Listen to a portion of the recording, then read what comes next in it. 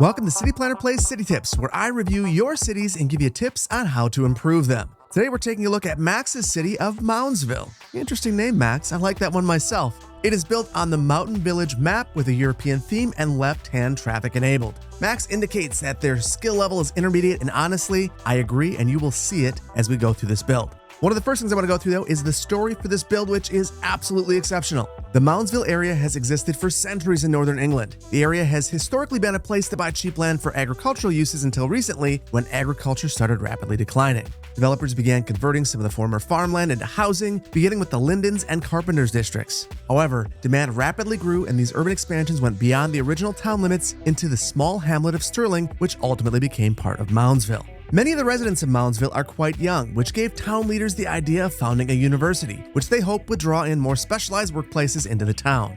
They also hope that this would dispel the notion that Moundsville is only a place with agriculture and farmland. And it worked. The university, originally named Moundsville University, was well funded and became so prestigious that it was eventually renamed the British Technological University. It became one of the top 20 universities in the UK, which brought lots of money into town. This money directly led to the creation of the completely new Riverside districts. These districts are built in an area where development hasn't occurred in the past due to the land being very difficult to build on. However, with the city's newly expanded budget, it was able to assist in the funding of specialized foundations for the area, which directly led to the creation of Riverside, Riverside Lower, and New Riverside.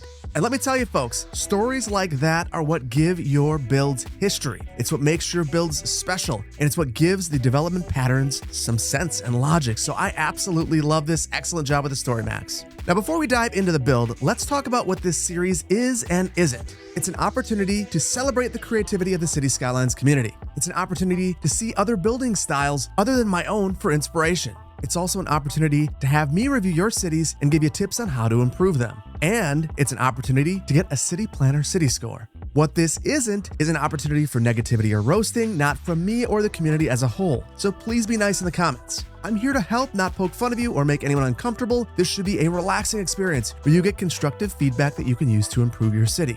And let's take a look at how I score the cities. We review the map, the city layout and roadway configuration, land use planning, transit, city services, unique features, and aesthetics. And at the end, I give you a City Planner City Score. And if you're interested in having your city reviewed, I will leave a link to the Google Doc below in the description so that you can submit your city as well. Now, this is the first time that we reviewed a city since February 11th of 2023. And if you like city tips, drop a like on the video. And if you prefer another series, drop a like for that too, and let me know in the comments how you feel. Or drop your favorite emoji for the sake of engagement. And before we jump into the review, this portion of today's video is graciously sponsored by Exter. Exter makes incredibly stylish wallets, bags, and accessories. Recently, they sent me over a few of their super slim wallets, and I absolutely love all of them. This aluminum card holder is made from space-grade aluminum and comes in 13 colors and patterns. And in my opinion, no matter the color, these all look absolutely outstanding. For the past couple of months, this Parliament wallet in classic brown has become my everyday driver. It's crafted with environmentally certified premium leather, comes in 13 colors and patterns, and has a special price for the holidays.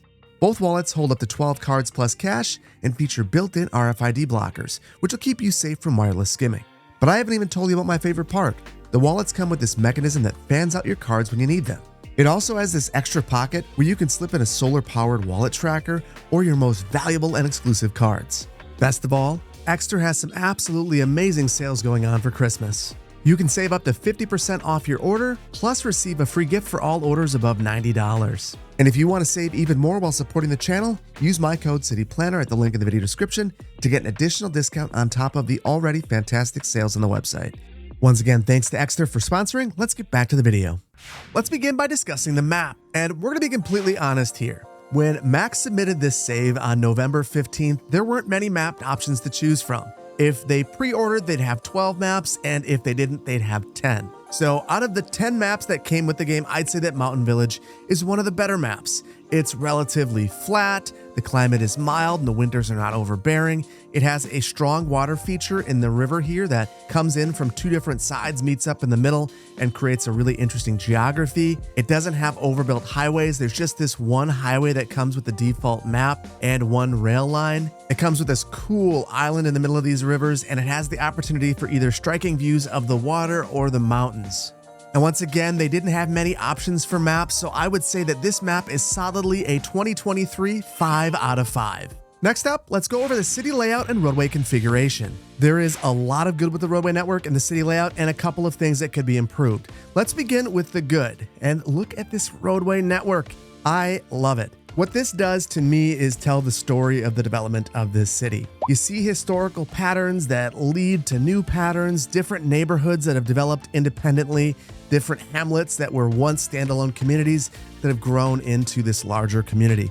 And that's what makes this feel real to me. So I love that. I also love that it's quite obvious that the grid tool has not been used anywhere in this city. Makes it feel very European. And that's something that I really appreciate about this build. That's not to say that there aren't grids, because this is for sure a grid. Linden Passage is a grid, but it is an organic grid. Things are just a little bit askew, and it makes it feel really, really, really good. And just generally, I really appreciate the development pattern of this entire area. Now, it might seem a little strange at first blush. If you were to look at this without understanding the story, you might wonder, why do we have a forestry industry right here? Why is there a farm right here? Why is the development over here? Shouldn't it be in this area instead? And truthfully, at first blush, that's what I thought. But then I read the story, and you start to realize that this was a standalone community over here, as was this. These are the two areas where the city grew from, and this district right here is the direct result of this university. So when you understand the rationale behind the build, things start to make a ton more sense, and I absolutely love that. The history of this area has guided the development of the city. Next, there's been extensive use of roadway hierarchy, which is going to mean some really good things for traffic in the future. So an example of that, we've got our highway right here, which is technically an arterial. It's connecting into this arterial right here. And then there are a variety of collectors that meet up with this arterial and local roads that connect into those collectors. So it's a very good use of roadway hierarchy. There are a couple of warts that I'll go over in just a moment, but in general, they seem to have a high level understanding of hierarchy, and they have implemented it in a very rational way. I also appreciate that all over the build, you'll find small things like this, little pedestrian connections that make the city easier to navigate by foot. And that is the way that cities should be, particularly if you're going to have areas like this where you're kind of cul-de-sacking this out. You need to let people get around by foot. After all, at the end and the start of each trip, you are a pedestrian. And I think people lose track of that. But even if you're driving, you are a pedestrian at some point in your trip, and you need to be able to walk places. And there have been thoughtful placements of sidewalk everywhere here, and I just love it. They've also created their own highway interchanges that I think are very attractive. This one, to me, feels a lot like home. We have these all over the place. The only thing I'd say about this is that I'm not 100% sure why this is going to 4 lanes right here.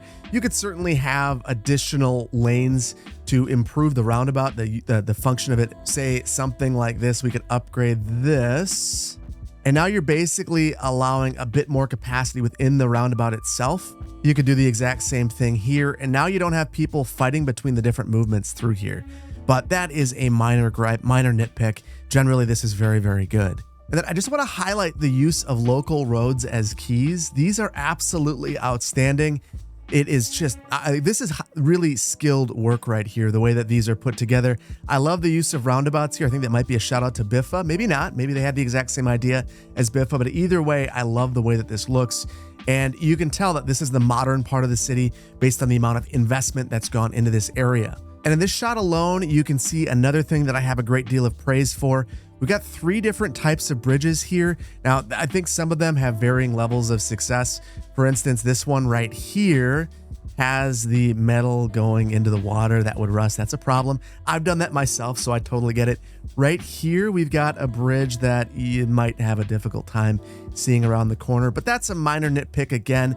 And you can see this bridge over here is probably, I think, in my opinion, the very nicest bridge in the entire community. Can you imagine traveling down this? Just absolutely beautiful. It really is something that I think people would take a lot of pride in this community. It looks really, really good. And then lastly, it seemed that they've given a lot of thought to parking. So right here by the hospital, we've got this big parking lot, and I understand the utilization maybe isn't exactly what they would hope for, but it's still getting some use. And then we've got a parking lot right here to serve all these row homes. Same thing right here. And throughout the entire build, you'll notice that there are parking lots sprinkled in. They're not overdone. Most of them have pretty solid utilization, or at least you understand why the parking lots are as large as they are. So I'm a huge fan of this. And truthfully, some of the utilization could be a little bit better if some street parking was removed right here. But honestly, that's a relatively minor nitpick.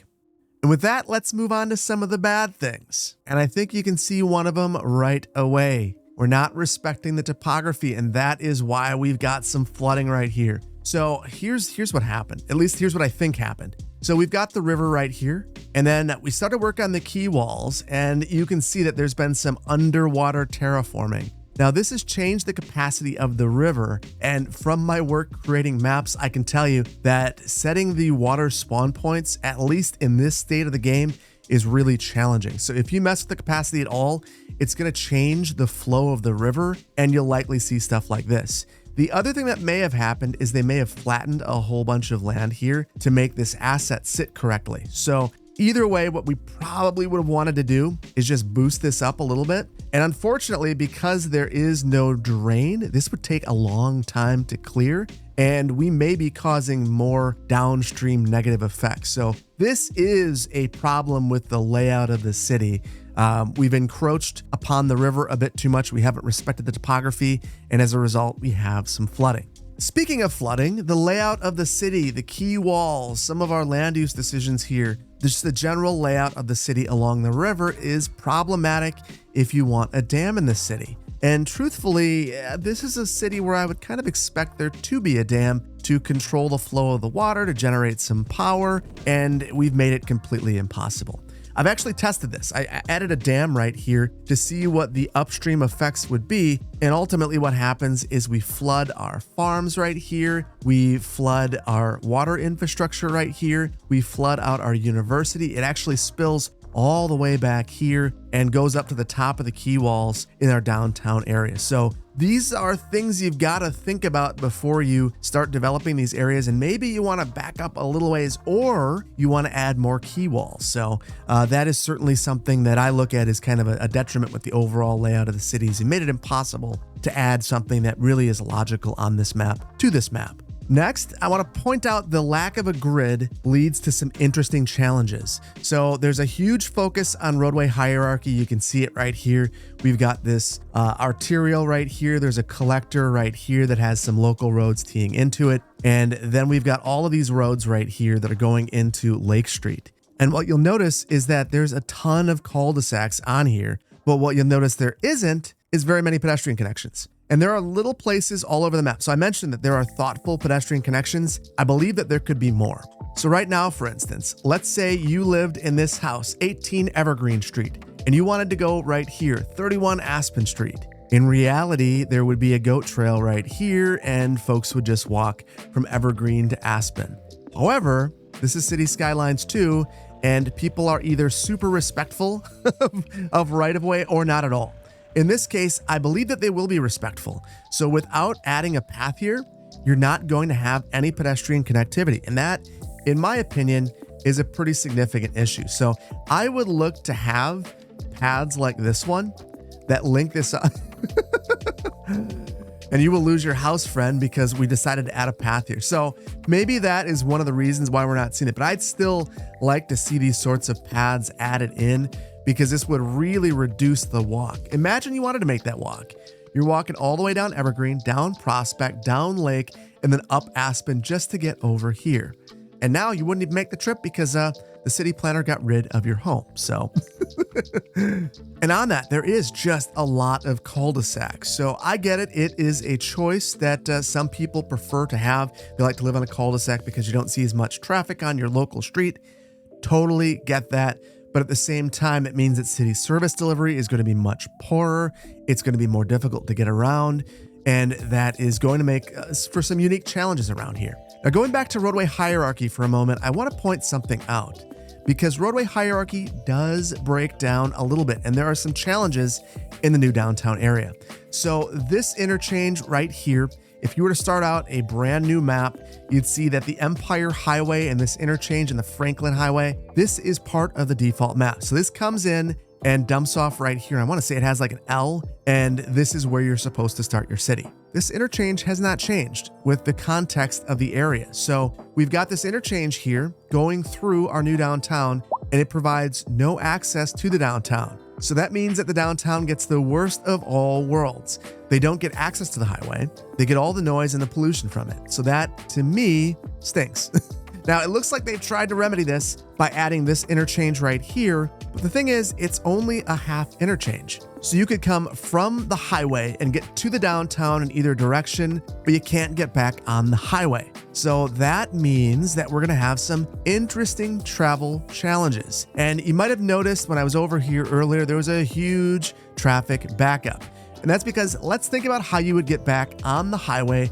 Let's say you are in this building right here and you need to leave via the highway. Well, you're gonna come on this road, pop on down, get to Linden Street, come over here on Spruce Street, come down Kent Street to Woodland Highway to Beechwood Highway, and then back on the Empire Highway. So there is no hierarchy, and that is a real problem. And it breaks down like this in a couple of different places. This is probably the most dramatic one, and the easiest place to see it is if you pop into your traffic view and then you look at volume, you'll see that the hierarchy doesn't make any sense. And this is truthfully, if your hierarchy is right, this view should show it. And you can see that for the most part, things look pretty good. You can tell that the arterials are in purple, the collectors are in light purple, and then the minor collectors, the local collectors or local roads generally, are in the brown or the yellow. So this is kind of a nice heat check, I think. So if you see stuff like this probably should be a local bridge connection connecting this neighborhood to this neighborhood, at worst, a collector, and it's functioning as an arterial. We've got a ton of volume on this little bridge segment, and that is because to get to the highway, you got to get on somewhere, and you're going to get on here and loop around. Same thing here. So I think that those are things that you could improve. I would probably look at this interchange and say it's probably time to rethink this generally, and this shouldn't be here. This is way too close to this one. Eventually, as this place grows, you're gonna have lots of weaving movements. The other thing is, as you rebuild this, you're opening up the opportunity to potentially develop over here, which would make sense as the next logical step in this area. And before I get off my hierarchy soapbox, we've got a whole bunch of expressways through here. So here's the Empire Highway again, and we've got this road right here connecting, and this is a collector. It's interesting though. So we've got this collector meeting up with this one, and in both cases, there are these connections directly into the expressway. It's not that that is generally a problem, it's that there are too many of them. They're coming in at strange angles, and then the distance between this intersection here and the highway is just too short. So ultimately, during rush hour, we're seeing these really back up. These would be incredibly unsafe, and you kind of see it here. They're trying to sneak in, and they're coming from a 40-kilometer-per-hour road onto a 100-kilometer-per-hour. That is a huge speed differential, and that is unsafe. So I would like to see half as many of these, maybe signalize them if you're gonna do this, and just try to space them out a little bit more too. Next thing I take a look at is some of the roads are a little bit janky. We have a road right here that is an angle right there, and I think that we're gonna see it as trucks come around here. They kind of tilt. So we'd want to gentle up this curve. The faster the speed of your road, the more gentle your curves need to be. So in this particular instance, I think you'd probably need to do something like this. Now that curve is a ton more gentle, and as a result, you won't see the cars tipping on the side as they go around it. And it didn't really take a ton, but those are the sorts of things that I kind of noticed in a couple of spots around the map that could use just a bit of improvement. The other thing that you could look to do, let's say you have roads that are just a little bit off skew. Here's another one. You could go in and use the replace tool. And this is fine. You could probably get away with this, but I would much rather do this. So I will grab this. I'll turn off snap to existing geometry and then straighten it up until I get to the intersection right here. And that's a more natural spot in my mind to fix this. You could even add a roundabout if that's what you want to do, if you didn't have the train track there anyway, but this is a way to kind of make that repair. The other thing that you could do is just decide we're going to completely redo this and scoot this over. I could hold onto this, zoom out a ways, and move this whole thing over. And now I've kind of spread out where that slight jog of the road is occurring. And ultimately that leads with a much better visual appearance on that jog. So that's something that I would take care of as well. Two more quick things. I noticed that there are no trees on any streets, no grassy terraces. That is a problem, and I think it's something that should be resolved that would make the parking lots much more effective.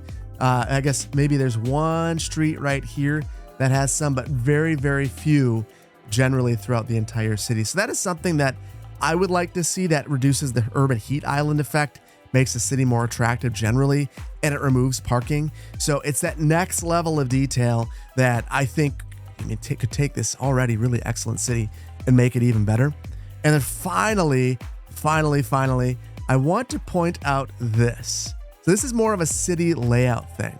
We got 3 poop pipes right here dumping raw sewage or slightly treated sewage right into the water. Now, we are right next to our water pumping station. Okay, we will overlook that. But what we can't overlook is what these are doing. So the pump itself, if you just have a poop pump, it puts a low amount of air pollution into the air. But the moment you add one of these outlets on, you add another source of low air pollution. And the net result is that it's medium pollution. And you put 3 of them here, and now all of a sudden you've got a ton of pollution. And you start to see that we're taking this whole city, and this right here, this air pollution, this isn't smoke and smog. This is the smell of feces. And it is going right into the heart of Old Town. So that is problematic. So I would look at this, and this person is clearly unhappy by it. I get it. You're at your house and you're thinking, oh my goodness, every day all I smell is poop. Not great. So this is something that, I would worry that this continues to get spammed and we see one more of these sewage outlets right here and it has even more of a poop smell going right towards our city. So this is something that I would definitely resolve as soon as possible. So overall, I really like the city layout and overall roadway configuration. It feels really organic. It looks really natural. There are a couple of issues that I pointed out, and for that reason, I'm going to give it a 3.5 out of 5. But it is a very high 3.5 out of 5. And with a couple of tweaks around the edges, this place could be absolutely outstanding. Next, let's discuss land use planning.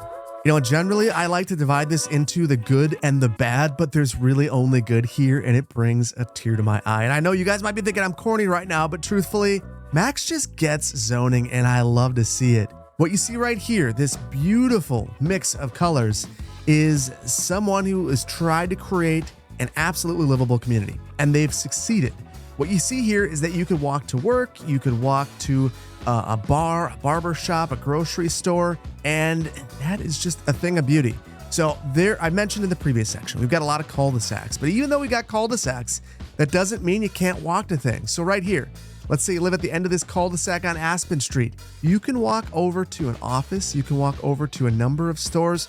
These are fairly close, and that is beautiful. And you see, it's not just right here, it's anywhere you go in the city, there's a mix of zones, and that's the way it should be. Max gets it, but it's not just the zones. If we step back from here, you can see they're doing the exact same thing with the densities, and where they've added higher density, it's very tastefully done. So right here, we've got some medium density, European medium density, fits in very nicely with the row homes, but they haven't overdone it. It's not a gigantic district of these. It's just a couple right here, which I absolutely love.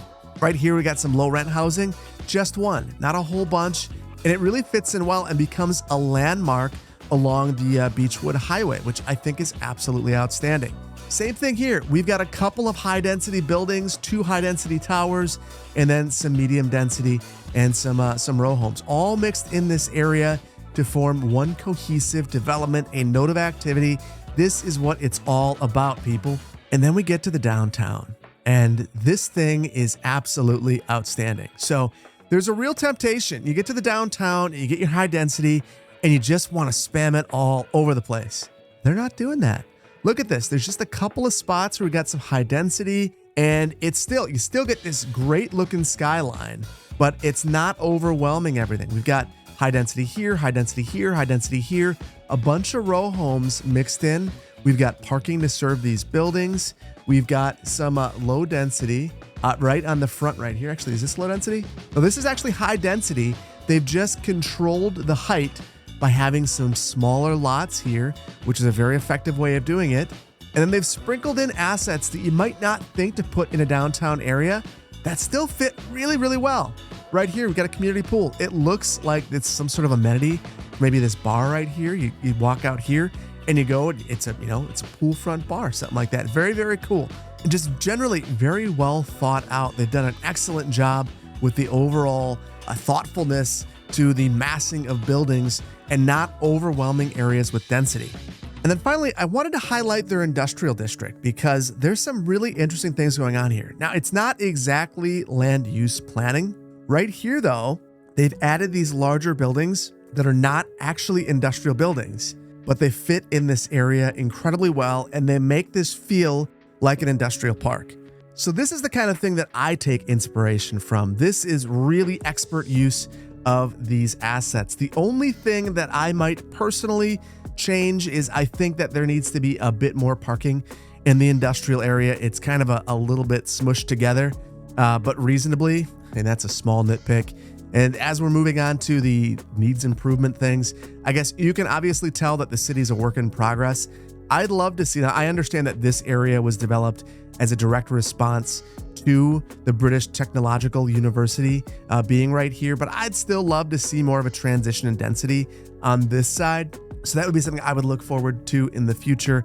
But those are the only nitpicks I have. As a result, for land use planning, I'm going to give them a 5 out of 5. Max, you've nailed it. Excellent work. Next, let's move on to transit planning. So transit's an interesting discussion on this map. So if we go into our transportation menu, we can see that there are 2 forms of public transit available here. We've got buses and we've got trains. So let's start out with the good and we'll take a look at buses first. We can see that for the most part, the community is well served. We've got routes that go to every corner, maybe not as deep in the community as would be preferential, like New Riverside doesn't have it. Neither does Sterling in a real, well, I guess the corner does. Darwin Park certainly doesn't have any transit service. But for the most part, most of the community has some sort of bus service. The train service is really focused around this right here in South Carpenters. It's really inner city service, which is completely fine. This is a very dense community. It's pretty small. Looking at our bus routes, look at this utilization. That is absolutely outstanding. Tons of passengers, tons of usage, really, really good until you look at the details. So these routes are not very good. So there are things that could be improved. And it's really not the bus route's fault. The fault is there's a lot of expressways here. Expressways can't have bus stops on them. So as a result, you end up with all sorts of shenanigans. So here's some shenanigans, for instance. So we've got this bus stop on Forest Street, and it has to be on Forest because Butler Highway can't have a bus stop. This may be where you'd want to put it, but because you can't do that, because you can't put a bus stop on an expressway, they put it on Forest Street, and then the bus has to turn around a roundabout right here. I can tell you, I've spoken with bus drivers. They hate roundabouts. They especially hate being told to turn around in a roundabout. And in general, you'd avoid that because this would create a whole bunch of uncertainty around the time. So the bus would be late all the time. Plus, it would just generally be very confusing to a rider to go from the expressway to this stop, loop around a roundabout, get back on. So that is kind of an illegible service. And you see that kind of throughout here. I wouldn't know where I'm going if I got on the bus. So right here, for instance, another stop. So this is another stop that is located on Meadow Street because we have the Hickory Highway here that you'd actually you'd probably want your stop on. But instead, here we are, we're coming around here, going through a roundabout, going through another roundabout, stopping on Meadow Street before we proceed down Meadow Street in the opposite direction.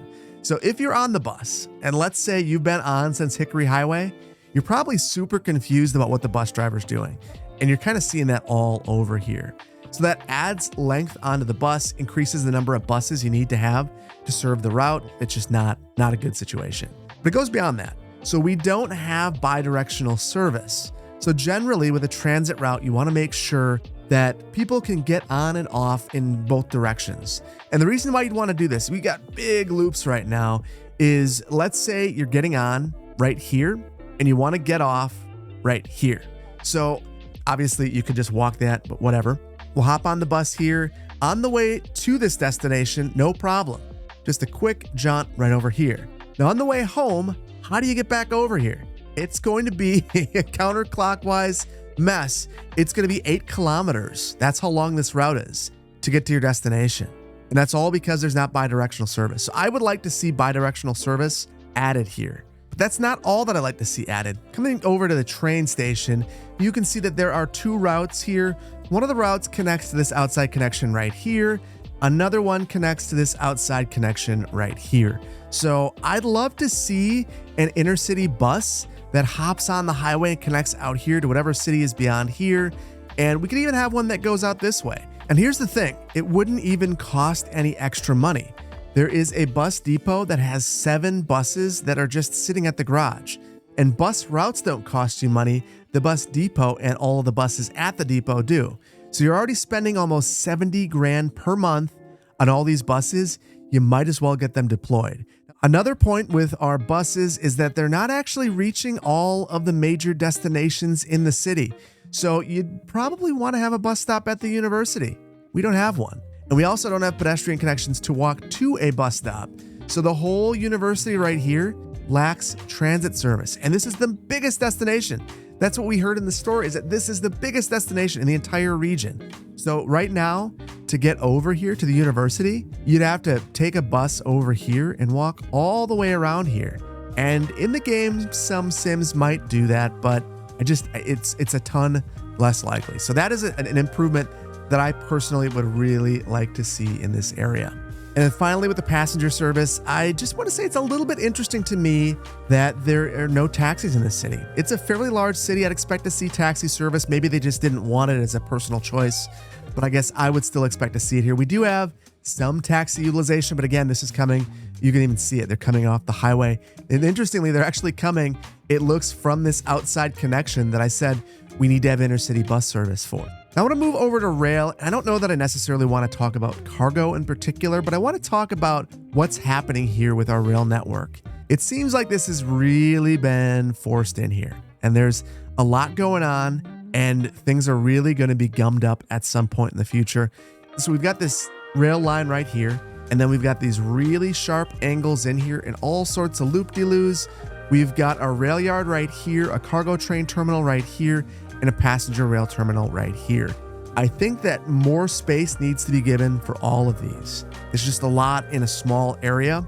And as a result, you can kind of see it right here. We've got a train backing up and it's blocking our rail yard. That is a bad situation, waiting for even more trouble as utilization increases here at our cargo train terminal. But it goes beyond that. Something interesting happening here. So we've got our rail yard right here, and all the upgrades have been made to this, yet we haven't taken advantage of them. So this is probably one of those situations because of what I assume to be a bug where you can't delete upgrades. But right now, we've got this upgrade in the rear. We never connected to it. We never connected this rear track to anything, and we actually can't because things are just too tight here. So I'd love to see things spread apart a little bit. And truthfully, I think you could probably work your rail yard in back here and then have better turn radii. You might have to carve into the hillside it, maybe put it back here, but just spread things out generally, and you'd end up with a much better result and the ability to upgrade some of these facilities down the line. So I think you could probably gather I have real mixed emotions about the transit planning in this city. As a result, I'm going to give them a 2.5 out of 5. Good utilization, but I think that the networks could use some work, and I'm not sure if it's that they need to adjust the transit network or start to consider getting rid of some of these expressways, making them local roads that they could have buses stopping on. There's certainly room for things to improve, but I couldn't give them more points unless they went ahead and made some of those improvements. Next, let's move on to city services. I'm going to say right up front that I think this is one of the weaker parts of the build. Now, it's fair to mention that this was submitted in mid-November when there were a number of balance issues with city services and a number of significant bugs. But those aren't the reasons why I'm rating them as they are. But let's begin with the good and just say that the coverage for most of the city services is pretty good. We've got internet coverage. We already talked about our server farm. We've got good coverage for garbage, healthcare, death care, fire, education. One of the things that I think is really interesting is that even with the bugged out education, they've done an excellent job ensuring that they have just a little bit of overhead for everything. The pipeline, the education pipeline is looking really, really good. And one of the things that I think is really outstanding is this is almost a test of the fire station. So we've got one large fire station right here. no upgrades. It covers this entire community, and the overall fire coverage here, the overall fire flammability, 14%. So it shows you that you don't need a lot. If you have a proper fire station, your coverage will be fantastic. Next good thing is our leisure and park coverage. Look at this. For the most part, every single neighborhood has access to a park, and there's a lot of dignity in that. I think that people deserve to be within close proximity to parks. They should be able to walk to them, children, adults, everybody. And they're everywhere here. That is realistic to me. Now, there are a couple of neighborhoods, again, Darwin Park, Sterling, Southern Croft Estates, where maybe we don't have parks, but in general, I think that they've done a pretty good job with park placement. And now we get to the bad stuff. I'm not sure that I've seen police coverage this bad in City Skylines 2. So what we're looking at right here, the buildings are showing the crime probability. So anytime you see a red, the crime probability for that building, that particular building, is very high. The roads show the police coverage. So you can see that there are whole roads over here where the coverage is just awful. And the reason for that is we've only got this building right here, one small police station. Now, interestingly, they've unlocked the police headquarters and the prison, they just haven't implemented them. And the result of that is that this is an absolutely horrifying place to live for most people, because the chance that you get mugged is pretty high. 54% crime probability is not good. The crime success rate is almost 45%. So 552 criminals out of the 33,500 living here. So that is a lot of criminals. And this is easily resolved by adding more police coverage. Now, I think this might have been some City Skylines 2 dev diary seed planting that hasn't necessarily turned out, I think, like most of us would have thought that it would have. We got this police station here. It's fully maxed out. We have 12 patrol cars, and it's just not enough of his first city this size. And then let's talk about our power coverage. So this is an interesting one to me. I mentioned that this is the perfect map for a dam, but rather than going with a dam, we've got a wind farm up here.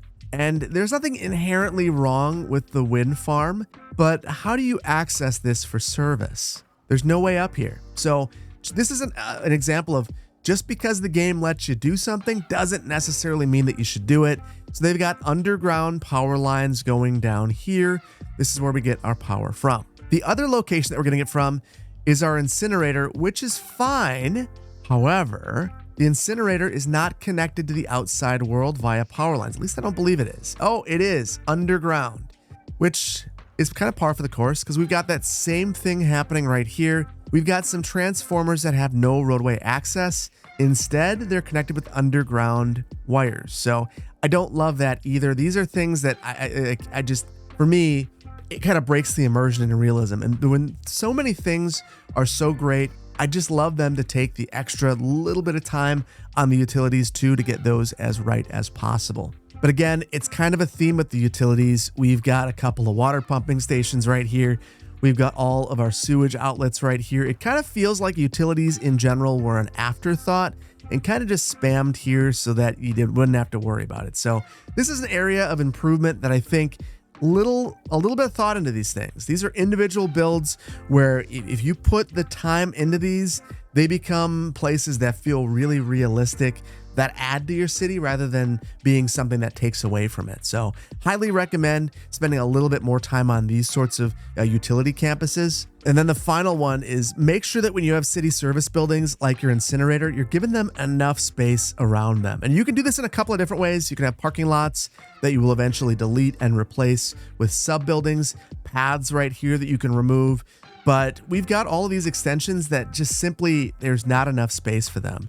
So as a result, you're either deleting roads or factories, or you simply can't add things on. And it's like this with most of the city service buildings around the city. They're kind of hemmed in, and that is kind of the City Skylines 1 mindset that I've had to work through myself. We gotta shake off the City Skylines 1 brain and come into City Skylines 2 brain, where you've got to leave your buildings that have sub-buildings with a bit more space. So like I mentioned, I think city services is the weakest part of this build, lots of room for improvement, and as a result, we're gonna give them a 2 out of 5. Next, let's talk about unique features. Now, unique features is kind of a fun one because it's one of the high points of this entire build. In City Skylines 1, it was really how well did you build a Park Life Park or a custom university. You can't do that yet in City Skylines 2, but you can use the assets that come with the game in really unique ways. And things like this university really highlight that. Just a lot of creativity with the asset utilization. You see that we've got this university here that is named. That is another kind of a point of emphasis and immersion. We've got parking lots right here. We've got some of our sports fields that are an accent to the university. You can imagine there being a gym class where they have to go over and use these. And then there's use of these medium European buildings over here as dorms. I absolutely adore that. There are paths all the way through here. It all feels really cohesive and well put together. And like they've given some thought to these places as entities in and of themselves. And you kind of see that all over the place. We've got the Moundsville Victorian College. Absolutely love that.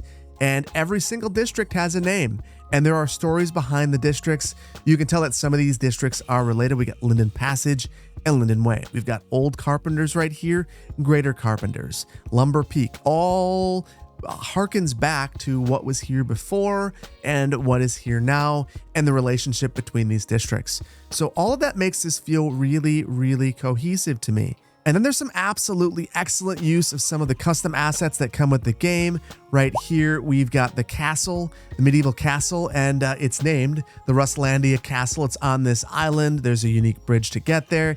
We've got the statue of Vladimir Lenin holding a basketball, pondering about communism, I assume.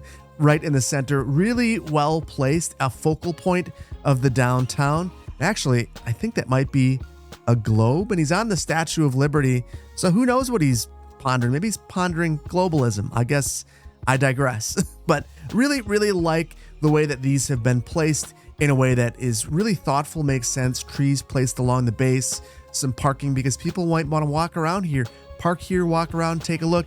And it's under a relatively undesirable bit of the city, a freeway cutting through the downtown. So these are the sorts of things, unique features that really jump out to me as really outstanding. I also love the way that they've strategically used forests in their community. So right here, this is basically one big forest park. They've got a campfire site in the middle of here. Right here, they've got a skate park in the middle of this forest. And this would be a really valuable amenity for this entire neighborhood. We've also got a nice forest right here that really frames this place and makes this neighborhood feel like it is a unique place, makes this neighborhood feel like it's out in the middle of the woods, which is not something you expect to see in a community. And you got these other areas of small forest as well. So just in general, I think that they've done a really good job right here, not just decimating all the forest. They've made this place feel really, really good in my opinion. And then finally, I want to talk a little bit about their use of specialized industries because I think that they've done a really exceptional job. So obviously right here in Lumber Peak, this really fits in and is a part of the Carpenters neighborhood. Obviously you'd have this forestry industry here because you have all these woodworking businesses in Old Carpenters, South Carpenters, Greater Carpenters. All of that it all fits together and it all looks really good. The interesting thing about this is at first I didn't realize that this was an industrial area. We've got homes backing right up to it, but it's okay. It is a cohesive part of this neighborhood. We've got the same thing happening over here, Croft Estates and some of these farms. It all fits really nicely together. And I really, really like what they've done with this. And just generally, it makes it feel like these industries are important parts of the community and they're here for a reason. And you can imagine there being a prominent person or persons that is running these that are really important parts of the community. And there's a reason why these things haven't gone. They are well integrated into the fabric of these communities. So I absolutely love what they've done with the unique features. I can't give them anything less than a 5 out of 5. They've done a really outstanding job with the assets that are available to them. They've just nailed it. Just absolutely nailed it. 5 out of 5. And finally, let's go over aesthetics. Now, I love this part of City Tips because it allows me to be super vain and talk about why I selected a map in this particular instance. This build is aesthetic. It is beautiful. Look at this area right here.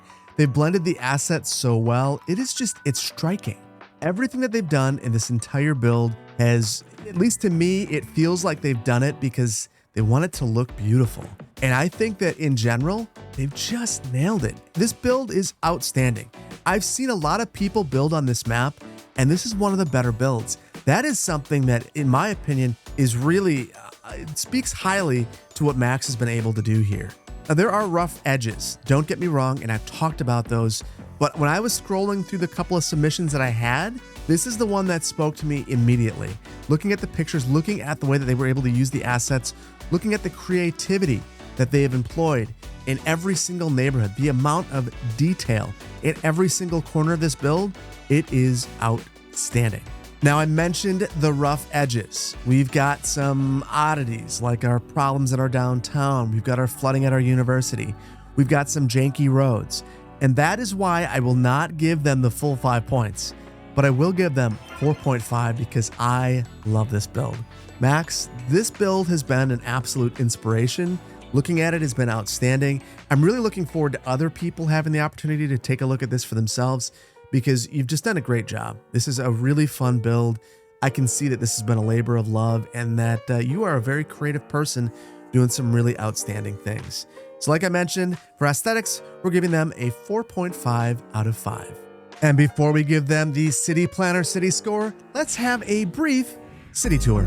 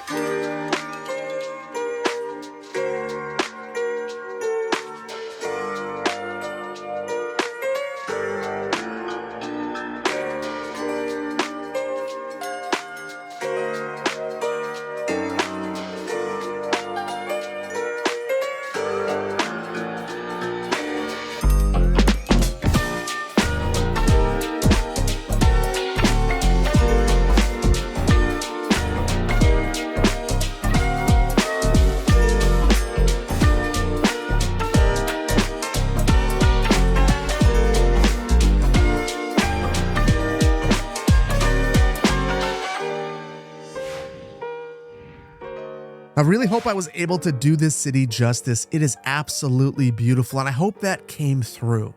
All that said, there's one more thing left that we have to do, and that is get a City Planner City score. So drum roll, please. Max's Moundsville gets a 27.5 out of 35, which leaves it in first place. And I know, this is the only one on the list. We've reset all of our scores for City Skylines 2, but it's an impressive score nonetheless. If we compare this against our City Skylines 1 cities, it's sitting pretty. It's sitting in a very good place because this is an outstanding city. Max, you should feel very proud of what you've done. You've put together an absolutely excellent city, very creative, expertly put together. Couple of rough edges you could sand off, but you're well on your way. And if you've made updates to this, please hop into the Discord and share some pictures because I think we'd all love to see what you're up to. You are an absolutely outstanding builder, and I really appreciate you for submitting this city. Editor Phil here, and I have to jump in because Max proactively provided some new updates to the build, some images of what they've been working on. And would you believe this? This might even be better than the stuff that we've already looked at. Obviously, they're getting better with the game. Their creativity is really showing through. And I'm really, really happy that they shared this with us. Obviously, they are experimenting and coming up with new, unique ways to build. And I hope that you can incorporate some of this inspiration into your build as well, because they are finding really unique ways to work with the assets in the game. All right, let's get back to the video. Now, if any of the rest of you would like to submit a city for city tips, there is a link in the video description that is to a Google poll where you can actually enter your information so I can get a copy of your save and learn a little bit about your city and take a look at a couple pictures. So if you want your city featured in this series, do that. If you want to take a look at Max's map, There is a link to that in the video description as well, and I put together a handy installer that moves this where it needs to move. And I really hope that you've enjoyed this episode. If you did, please consider hitting the like button. If you're not subscribed to the channel, please consider doing so. And please let me know how you feel about this series, if it's something you want to see on the channel more or less. I personally really enjoy putting these together because it gives me the opportunity to see what you are all up to. And you guys are just outstanding, really creative and talented people. And I love looking at it. But I only want to do this if you guys enjoy it as well. And I think that this is where we leave it. Thank you so much for your time. It's an absolute privilege to be able to bring these videos to you. I do not take it for granted, and I really appreciate that you decided to hang out with me today. Thank you so much, and I can't wait to see you in the next one. Take care. Bye-bye.